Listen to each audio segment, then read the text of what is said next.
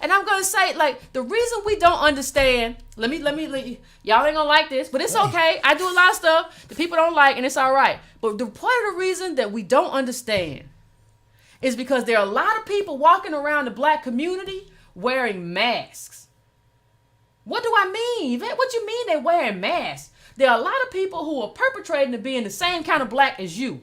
Meaning you come from a poor family, or you come from a low, like you come from factory workers or whatever, or you come from a single parent, maybe in an inner city or whatever. Like struggling black people who aren't like you. These people aren't like you. And I want to know one of these people, hold on, one of these people who is not like you is Tracee Silberstein. Now you're going to ask me, who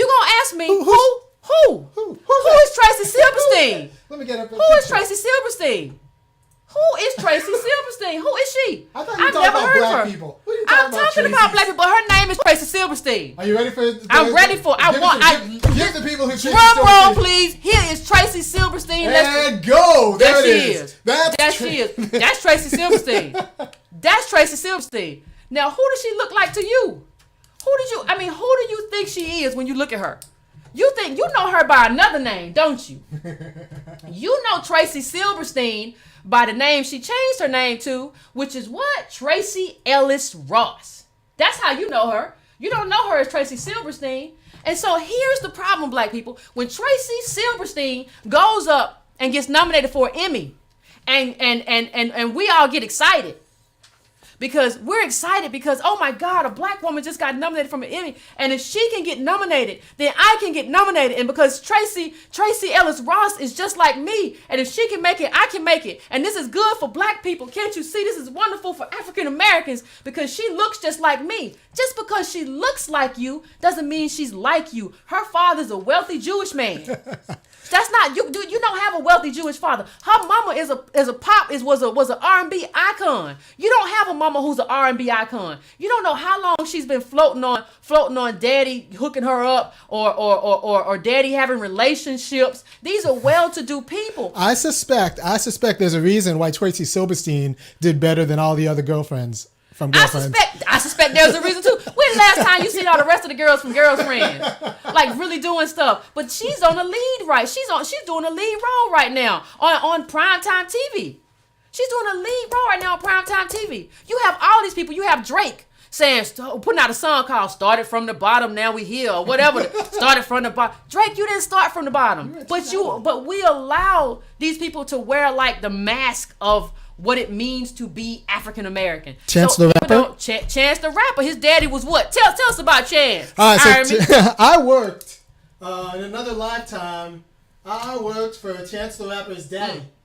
Because Chance the Rapper's daddy. Chance the Rapper is not like you, black people at home. Chance the Rapper is not like you. His father is a guy named Ken Bennett, and you can go Google the name, look it up. He is a major player in Chicago politics, as is his wife. Both are six-figure Negroes working in Chicago politics.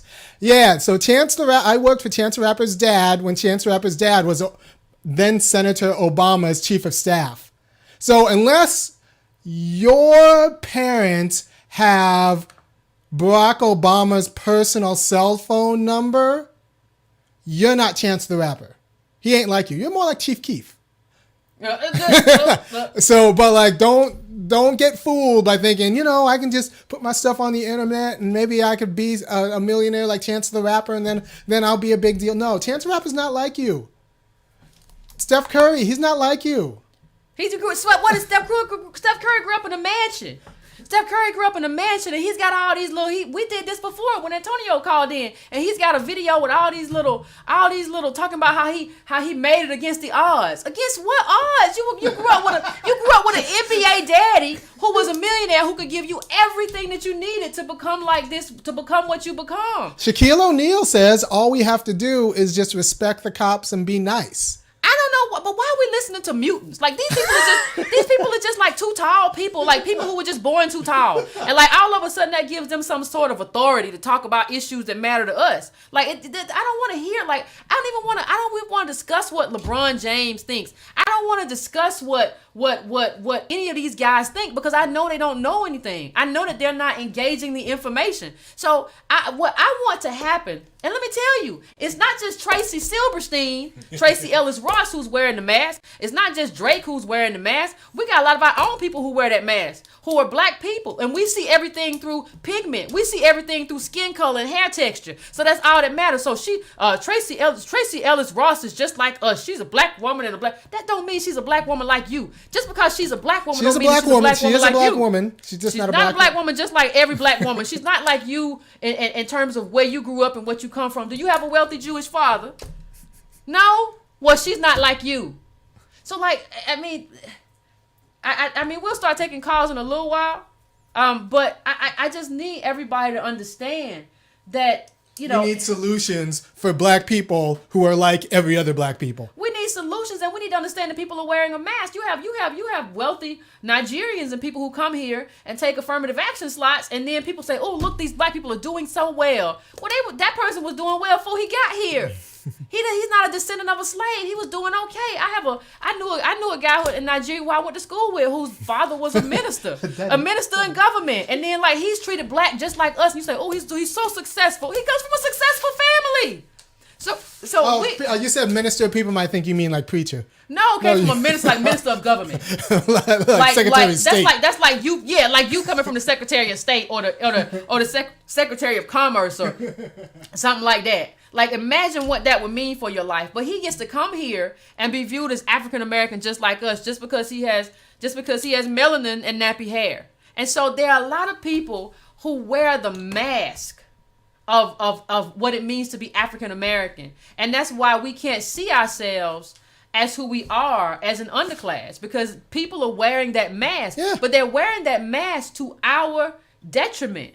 And they're paid. There's a whole industry in wearing the mask. There's a reason why Steph Curry like pretends that maybe he didn't come from like maybe I didn't come from a $million basketball. There's a reason why Chance Curry doesn't admit that his dad is a made man. Well, finally, after people kept coming, he finally had to start talking about it. My dad's a big deal. Yeah, he's a really big deal. My dad's a really big deal. Like, people should tell the truth and people should call him out. Like, stop talking like you. Like, I would have been fine if the Steph Curry had a lot of different kids, like a lot of different little white kids, little.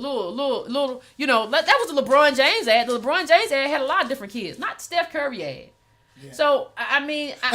honestly, what would have happened to Oprah if Oprah would have told Negroes back in the 90s and the early 2000s to, like, look, what you need to do for the black community is advocate for your interests in government. Not just vote. I mean, throw out the bad people and put in Negroes who are going to look out for black communities. What would have happened to Oprah? She'd be gone. What would have happened to Oprah is that we would never have known Oprah's name. That's not the message that pays. Yeah, that's not the message that gets through. So I think people, and the thing is, I think we have to understand that, like, there is a mask of like African Americanness. There are people who traffic on that, and there are people who get over on that, and that is becoming a serious problem for us. And I don't really know what to do about it except for calling it out and saying that Tracee Silberstein didn't make it over the odds. She has a mother and a father who allowed her to make it and allowed her to have some money, when she wasn't making it, and float her and do stuff that you can't do. Like, stop thinking about the stuff that makes you like Tracee Silberstein in terms of she looks like me or whatever, and start thinking about the stuff that she has that you will never have, that your kid will never have. And it's not your fault it's not your fault. That's the thing. You couldn't make yourself have a Jewish father. That wasn't ever gonna happen.